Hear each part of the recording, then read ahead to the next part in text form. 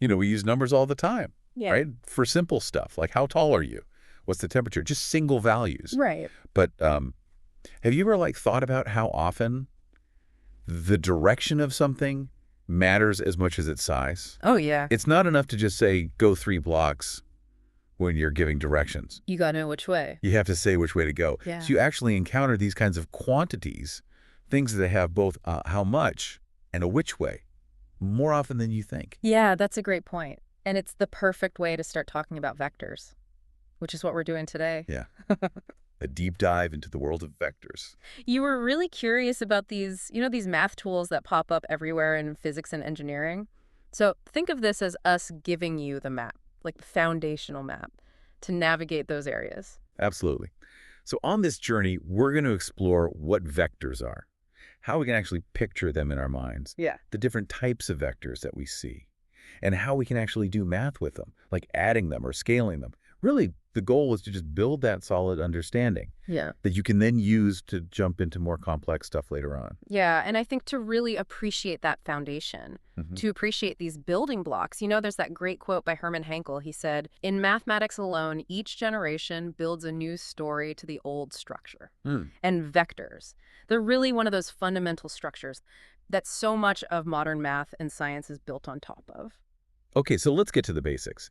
Our sources make a really clear distinction between scalar quantities and vector quantities. Oh, right. Scalars are those simple numbers like we were talking about. They only tell you the magnitude, like the how much. Right. Think about your height. Yeah. 1.6 meters, that's just a size. Yeah. And the material we're looking at gives a bunch of other examples too, like length, mass, time, distance, speed, area, volume, even things like work, money, voltage, density, resistance. They're all just a single value. Exactly. And then on the flip side, you have vector quantities. These aren't just how much. They inherently include direction as part of them. Right. Like your example about giving directions was perfect. You can't just say how far to go. You need the direction too. Right.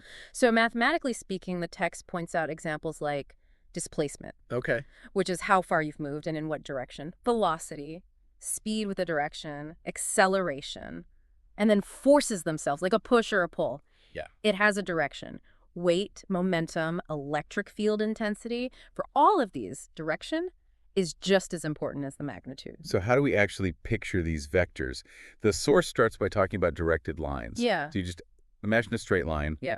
But then you put an arrowhead on one end, and that arrowhead tells you the direction along that line. Yeah, and if we take a chunk of that line, like a segment from a starting point A to an ending point B, now we've got what's called a directed line segment. Okay. And this segment has length, which is our magnitude, and then it has the direction from A to B because of the arrow. And here's where it connects. A vector is essentially a quantity that has both magnitude and direction. So a directed line segment, perfect way to visualize and think about a vector. Makes sense. So with this directed line segment from A to B, A is what's called the initial point where it begins. B is the terminal point where it ends. And we have a couple ways to write this down. We can write AB with a little arrow above it, or just a lowercase letter like A with an arrow on top, and then the magnitude.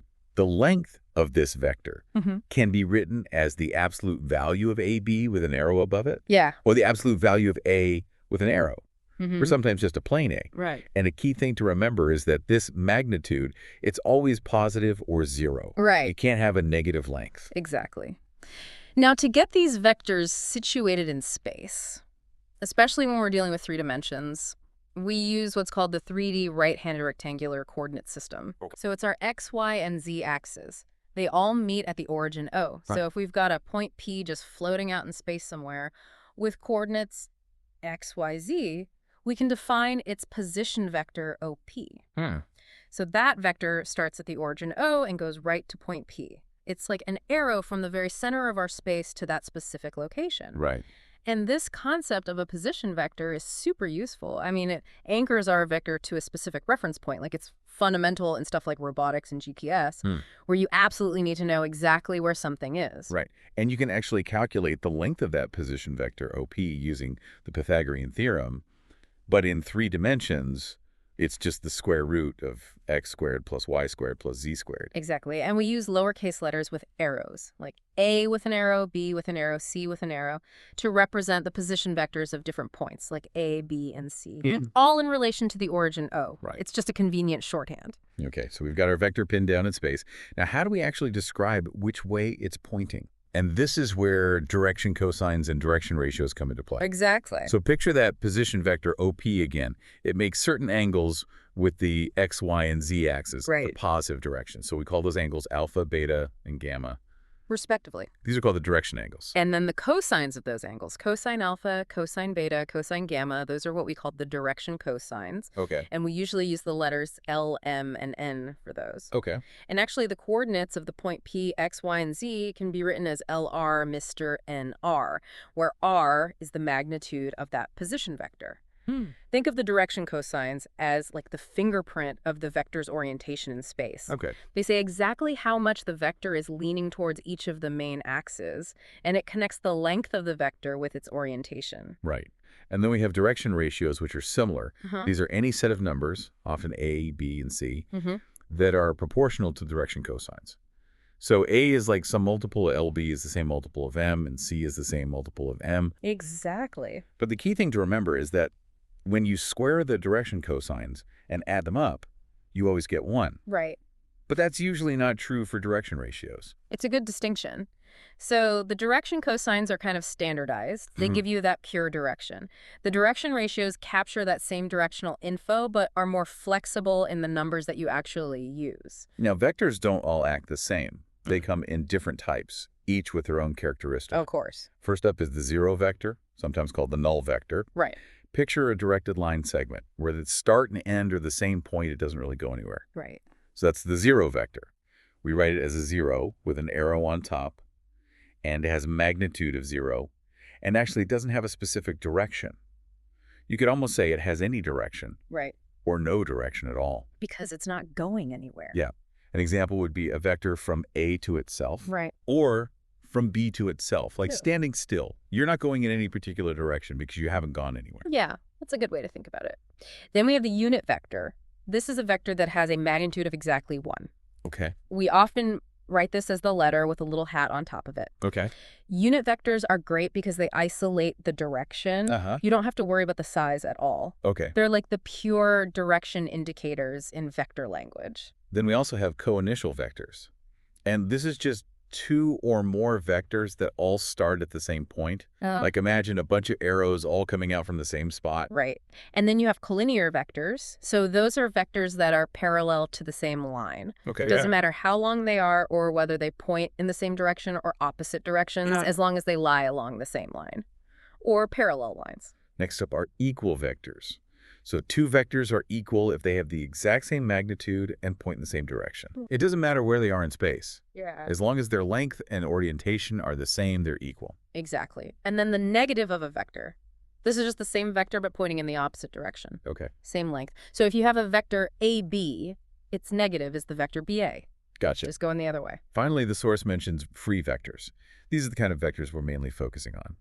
You can move a free vector around as long as you don't change its length or its direction. Right. You can slide it up and down a line. Exactly. It's the magnitude and the direction that define it, not its exact location. Okay. And, to make some of this more concrete, the source gives an example of how you'd represent a displacement graphically. Okay. So let's say it's 40 kilometers, 30 degrees west of south. So you would draw an arrow with a length representing 40 kilometers and pointing southwest. Right. That arrow is the displacement vector. We also see examples of classifying measurements as either scalar or vector. Like 5 seconds is a scalar, right? Just a duration. Right. But 20 meters per second towards the north is a vector because it has speed and direction. Exactly. And then there's a great example with a square, like a geometric square. And within that square, you have all these different vectors formed by its sides and its diagonals. And you can classify them as collinear. So they're on the same line or parallel lines. Or equal, meaning same length, same direction. Or co-initial. Right. They have the same starting point. And even a true or false question, like, is a vector A and its negative A collinear? Oh, yeah. The answer is true. They both lie on the same line, just pointing in opposite directions. It's a good check to make sure you understand the basic definitions. So we've established what vectors are, how we represent them, the different types. Now, what can we actually do with them? How about addition? Yeah, let's talk about adding vectors. This is where we start to see how these quantities interact. So the source gives this really intuitive example. Mm-hmm. Imagine someone walking from point A to point B, Uh-huh. and then from B to C. Hmm. Their overall change in position, the net displacement from A to C, Right. is the sum of those two movements. And that's the triangle law of vector addition. Hmm. If you have two vectors where the end of the first meets the beginning of the second, Uh-huh. then their sum is the vector that goes directly from the start of the first to the end of the second. Exactly. So in this case, AC is the result of adding AB and BC. Right. And this is so fundamental. Like in physics, if you're trying to find the net force on something, when there's multiple forces acting on it. Right. And this idea can be generalized too. If you have any two vectors A and B, Uh-huh. you can find their sum by putting the tail of B at the head of A, then the vector that connects the tail of A to the head of B. That's their sum. Exactly. And another interesting thing, if you trace the sides of a triangle in order, like you go along AB, then BC, and then CA, the resultant vector, the sum of those three, is 0 because you end up right back where you started. Our material also talks about the difference of two vectors, Okay. like A minus B. Mm. You can think of this as taking vector A and adding to it the negative of B, Right. which is just B, but in the opposite direction. Yeah, exactly. So a minus B is like asking, what do I need to add to B to get A? And there's another way to think about adding vectors. Okay. If they have the same starting point, it's the parallelogram law of vector addition. Mm. So you have two vectors, A and B. They both start from the same point. And you make a parallelogram where those two vectors form two sides. Okay. Then their sum. That's the diagonal of the parallelogram, Yeah. starting from that same point. Right. And that parallelogram law is actually equivalent to the triangle law. Just another way of looking at it. Vector addition also has some nice properties that make things easier, like it's commutative. That just means the order you add the vectors in doesn't matter. Right. A plus B is the same as B plus A. Mm-hmm. And you can see that in that parallelogram we were just talking about. Doesn't matter which way you go along the diagonal, you end up at the same spot. It's also associative, which means that when you're adding 3 or more vectors, it doesn't matter how you group them. Like A plus B plus C is the same as A plus B plus C. Right. So we don't need parentheses when we're writing out the sum of a bunch of vectors. Right. And finally, there's the additive identity. Yeah. So if you add the 0 vector to any vector, Yeah. you just get that vector back. The 0 vector is like the number 0 in normal addition. Exactly. Now, what if we want to change the length of a vector? Make it longer or shorter? That's where multiplication by a scalar comes in. Okay. So you have your vector A and a scalar, which is just a regular number. We'll call it lambda. Okay. The product lambda times A is a new vector that's collinear with A. Okay. It's either on the same line as A or a parallel line. And the direction of this new vector depends on whether lambda is positive or negative. If lambda is positive, then lambda A points in the same direction as A. If it's negative, then it points in the opposite direction. And then the length, or the magnitude, of this new vector is just the absolute value of lambda times the magnitude of A. Okay. So if you multiply a vector by 2, it becomes twice as long, Yeah. but in the same direction. Check it. If you multiply it by -1, it stays the same length, but flips direction. And a really useful thing you can do with scalar multiplication is finding a unit vector that points in the same direction as a given vector. Right. So to do that, you multiply your vector by 1 divided by its magnitude. Exactly. That gives you a vector with length 1 pointing in the same direction as the original. But you can't do this if your vector's the 0 vector, because you can't divide by 0. Now let's talk about components. This is a way to work with vectors using numbers. Yeah. So we first introduced these 3 special unit vectors: I hat, j hat, and k hat. I hat has a magnitude of 1 and points along the positive x-axis. J hat points along the y-axis, and k hat points along the z-axis. They are like our building blocks for vectors in 3 dimensions. And using those, we can write any position vector using its components. Okay. So for a point P with coordinates x, y, and z, the position vector is x times I hat plus y times j hat plus z times k hat. And those numbers, x, y, and z, Those are called the scalar components of the vector, or Yeah. sometimes the rectangular component. And finding the magnitude of a vector written this way is still the same. Yeah. The square root of the sum of the squares of its components. Exactly. And components make things like addition and subtraction and checking for equality so much easier. Right. To add vectors, you just add their corresponding components. Right. Same with subtraction. And two vectors are equal only if all their components are equal. Scalar multiplication's easy with components, too. You just Yeah. multiply each component by the scalar. Exactly. And the distributive laws from regular algebra still apply. Going back to collinearity, two vectors written in component form are collinear if one is a scalar multiple of the other. This means that the ratios of their corresponding components are equal. And remember, those components are also the direction ratios we were talking about. And if you know the direction cosines of a vector, the unit vector in that direction is just those cosines times the unit vector. Exactly. It all ties together. The source has some really good examples of how to use components, like figuring out what components you need for two vectors to be equal, showing that the vectors can have the same length but be different, finding unit vectors, and getting the direction ratios and direction cosines from a vector in component form. Right. These are super helpful for getting a handle on things. Now, what about finding the vector that connects 2 points? Okay. Let's say you have 2 points, P1 and P2, Uh-huh. with coordinates by 1, y1, z1, and y2, y2, z2, Uh-huh. the vector that goes from P1 to P2.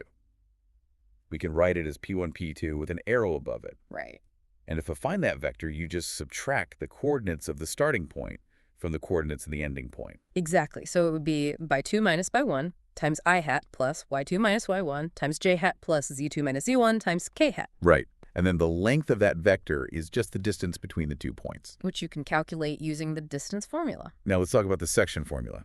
This helps us find the position vector of a point that divides a line segment in a given ratio. Right. So let's say you have a line segment PQ and a point R that divides it internally in the ratio m to n. Okay. If the position vector of P is A and the position vector of Q is B, then the position vector of R is n times A plus m times B divided by m plus n. Exactly. And then if R divides the line segment externally, it's m times b minus n times a divided by m minus n. And a special case is when R is the midpoint. Then the formula simplifies to just A plus B divided by 2. And of course, the source gives some examples of how to actually use these formulas, both for internal and external division. And there are some exercises that really help to make sure you get all of this. Stuff like finding magnitudes, identifying equal vectors, working with components, finding unit vectors, collinearity, direction cosines, and using that section formula. Right. There's even a problem where you use vectors to check if 3 points form a right triangle. Yeah, it's good stuff. So we've gone really deep into vectors today. We have. We started from the basics, what they are, how we represent them, both graphically and using components. We talked about the different types of vectors and how to add and scale them. And hopefully this gave you that aha moment, that you need both size and direction to really understand how things work. Yeah, It's way more powerful than just using simple numbers. It's like unlocking a whole new level of precision. So something for you to think about. Start looking around and see if you can spot where vectors are being used. Maybe it's your navigation app, Oh, yeah? or video games, Mm-hmm. or even just basic physics. You'll be surprised how many places vectors pop up, even if you didn't call them vectors before. And this deep dive was just the beginning. We can talk about some more advanced operations in the future. Right. Like dot products and cross products. Yeah. And how they're used in all sorts of areas. There's a whole universe of vector applications out there. There is.